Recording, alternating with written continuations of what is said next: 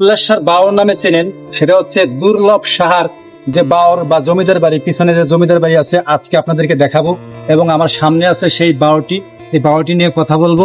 লোকমুখে অনেক কথা শোনা যায় এই দুল্লেশ্বর বাওর নিয়ে বা দুর্লভ সাহার বাওর নিয়ে।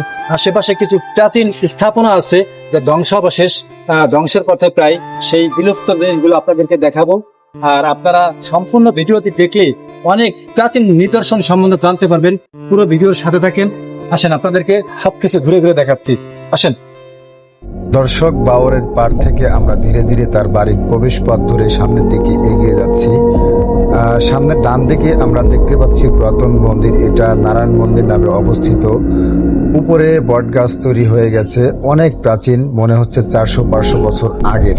এখানকার লোকজনের কাছে শুনলাম এই স্থাপনাটির বয়স হবে প্রায় 500 বছরের ও বেশি। জায়গাটি এখন সংস্করণের অভাবে জরাজীর্ণ অবস্থায় পড়ে আছে। ক্যামেরায় যে বিশাল মাঠটি আপনারা দেখতে পাচ্ছেন, এই বিশাল অংশ জুড়েই ছিল দুর্লভ শাহের সেই জমিদার বাড়ি। এখন আর সেই জমিদার বাড়ির পুরো রূপটি নেই, এখন শুধু রয়েছে ধ্বংসাবশেষ। ক্যামেরায় আপনারা দেখতে পাচ্ছেন তার বাড়ির প্রধান ফটকটি। এখন ভিতরে কি আছে আপনাদেরকে দেখানোর চেষ্টা করব, আমাদের সাথেই থাকুন। আমি যখন জমিদার বাড়ির মেইন ফটকের সামনে গেলাম, আমার গাটি ছমছম করে উঠল ভয়ে, যে এখানে একটি অন্ধকোঠা নামে একটা জায়গা ছিল, গোপন সুড়ঙ্গ পথ।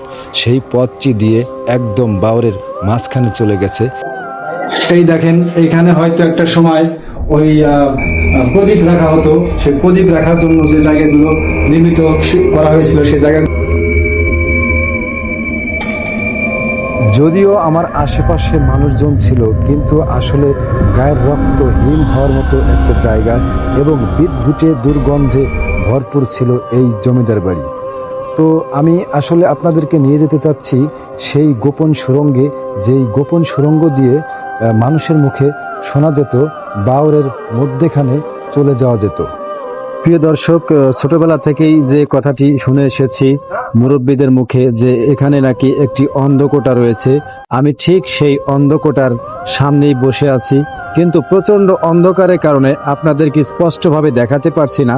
তো চেষ্টা করব আমি সুন্দরভাবে আপনাদেরকে দেখানোর জন্য, আপনারা একটু অপেক্ষা করুন। তবে এখানে অত্যন্ত গভীর অন্ধকার এবং আধুনিক যে বাতি আছে সেই বাতি এনেও পরীক্ষা করা হয়েছিল। লোকের কাছে শোনা যায় মানুষে যখন এর মধ্যে প্রবেশ করে তখন সে বাতি এবং সকল ধরনের আলো এখানে নিভে যায়। তো আসলেই একা একা এখানে আমি আছি এবং আমার পাশে বাইরের দিকে মানুষ আছে, আমার অনেক ভয় লাগতেছিল। তো উপরে দেখতে পাচ্ছেন, এখান থেকে উপরে যাওয়ার জন্য সিঁড়ি, এবং এই সিঁড়ির নিচেই হচ্ছে সেই অন্ধকোটা বা গোপন কুঠুরি। তো আমি চেষ্টা করব মোবাইলের ফ্ল্যাশ লাইট জ্বালিয়ে আপনাদেরকে দেখানোর জন্য, যে কতটুকু দেখাতে পারি সেই চেষ্টাই করব। তো আপনারা দেখতে থাকুন, আর কে কোথা থেকে দেখছেন অবশ্যই কমেন্টে বলে যাবেন। যে একটু পরেই আমি চেষ্টা করব আপনাদেরকে দেখানোর জন্য। এই জায়গাটাই হচ্ছে সেই অন্ধকোটা অবস্থিত। এইখানে দেখেন, এই যে আমি যতটুকু পারছি ততটুকু দেখানোর চেষ্টা করছি। এখান দিয়েই সেই সুড়ঙ্গ পথ, যে গোপন পথটি বলা হতো, বাওরের মাঝখানে পর্যন্ত পৌঁছে গেছে।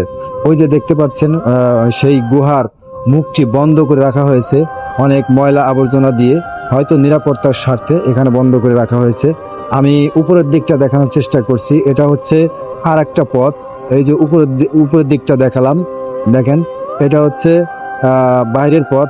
সরাসরি এখানে ক্যামেরা নিয়ে যাওয়া সম্ভব না, কেননা এখানে অনেক ধরনের সাপ পোকা থাকতে পারে, তারও একটা বিষয় রয়েছে। এবং আমি একটা সময় ছোটবেলায় এসে এখানে নেমেছিলাম 2-3 তলা পর্যন্ত, অত্যন্ত গভীর অন্ধকার, এবং আমার সাথে আমার সঙ্গী হিসাবে 2-3 জন মানুষ ছিল। টর্চ লাইট নিয়ে নেমেছিলাম, খুবই গভীর অন্ধকার। তো এই যে আবারও দেখাচ্ছি উপরে যাওয়ার যে সিঁড়ি, সেই সিঁড়িগুলো আজও বিদ্যমান আছে, জীর্ণ শীর্ণ অবস্থায়, ধ্বংসের পথে প্রায়। তো এখান থেকে আমি আবার বের হয়ে যাওয়ার চেষ্টা করছি, কারণ জায়গাটা বেশি নিরাপদ বলে মনে হচ্ছে না আমার। তো পরবর্তী আরো কিছু আছে, এগুলো দেখানোর জন্য চেষ্টা করব। ধন্যবাদ, সাথেই থাকুন।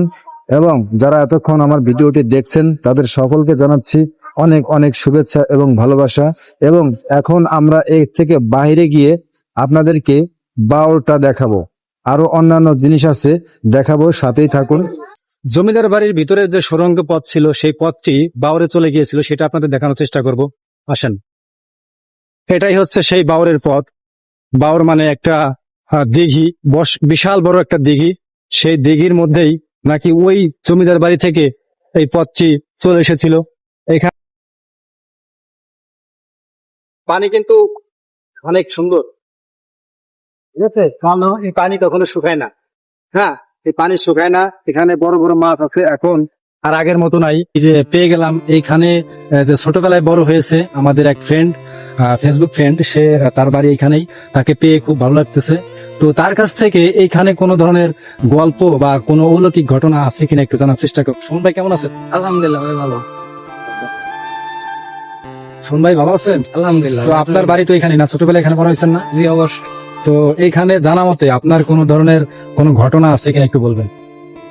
ঘটনা ওই যে বললাম আপনার যেটা, যে এখানে আমি শুনছি যে অনেক আগের মানুষ বলে দেখা গেছে বাসায় যদি খাওয়া না দিত, থালাবাটি বলে বাবারা এসে ঘাটে এসে বলে চাইলে বলে পাইতো, যে সকালে এসে দেখতো যে থালাবাটি উপরে চলে আসছে না, এখানে এরকম দিত। এবং না দেওয়ার কারণটা কি পরে শুনছেন?